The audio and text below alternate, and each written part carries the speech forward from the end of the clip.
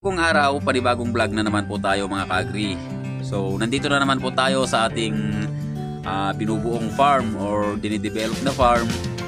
Dahil nga sa puspusan po yung ating ginagawa dito. And talagang minamadali po natin yung pagpapaluwag or pagpapatag dito sa area na to. Dahil nga sa balak po natin na dalhin dito yung sinabi ko nung nakaraan, yung ginawa po nating breeding pen. So kung makikita nyo, maluwag na siya. Mga konting-konti na lang po ay magkakasya na po dito, pero mas luluwagan natin ng konti. So balak ko kasi ilagay doon mga ka-agri is yung mga manok natin yan na naging offspring ng ating Brahma. And yung iba is ikukulong pa natin, ikukulong na rin natin. Naglalagay na rin po ako ng net. So dito sa side dito ay nalagyan ko na rin kanina. Ang wala na lang pong net dito ay dito na lang po sa bandang harap. So dadahan-dahanin na po natin yan. And hopefully is this week matapos natin para may kulong na po natin sila. Dahil yung mga tanim nating Madrid de Agua dyan ay naubos na po yung dahon. At ang masama niyan ay baka mamatay po yung ating mga tanim na Madrid de Agua. Sayang naman. At ang isang rason pa mga ka-agri kaya gusto natin muna silang ikulong, dahil nga sa sobrang maamo sila pag may dumadaan po dito. Gaya niyan, nandyan po sila. Pag may dumaan dyan, sinusundan po nila mga ka-agri. So hindi po natin alam yung isip ng mga dumadaan dito.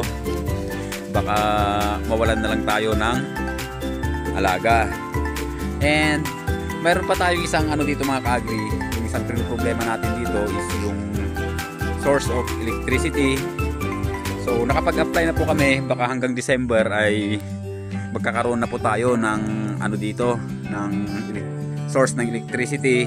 Pero habang wala pa mga ka-agri ay kumuha muna tayo or bumili muna tayo ng yung maliit na solar lang.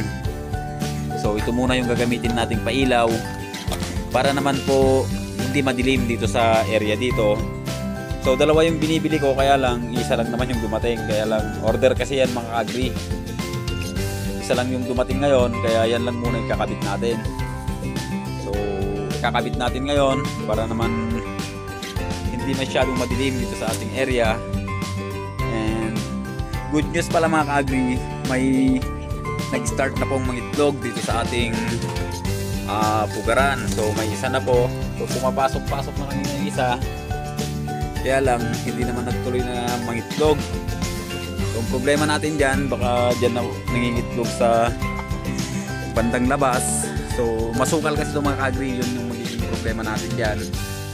Kaya gusto muna natin silang ikulong.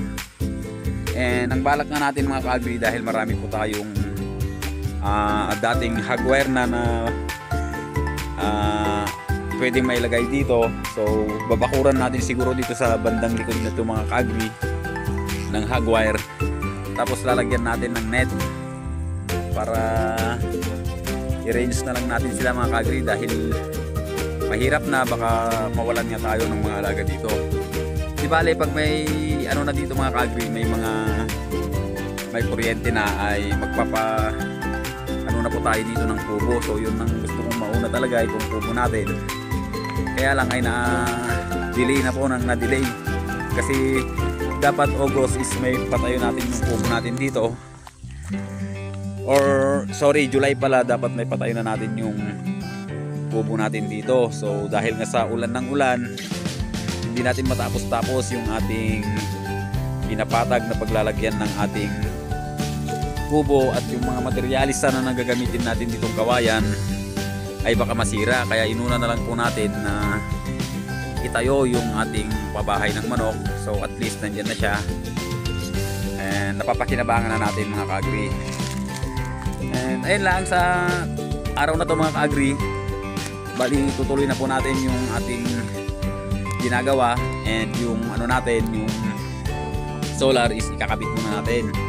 So gaya po ng sinasabi ko, hindi ko po binibideo ng aktual yung ating mga ginagawa dahil sa wala po tayong kasama, and ayaw ko rin po na nadidelay yung ating paggawa sa pagsabay natin yung pagbibideo saka pagtrabaho natin dito mga ka-agri. So mas maganda na yung after na lang pagkatapos na yung mga gawain, saka tayo nagbibideo, or kung kailan may time po tayo.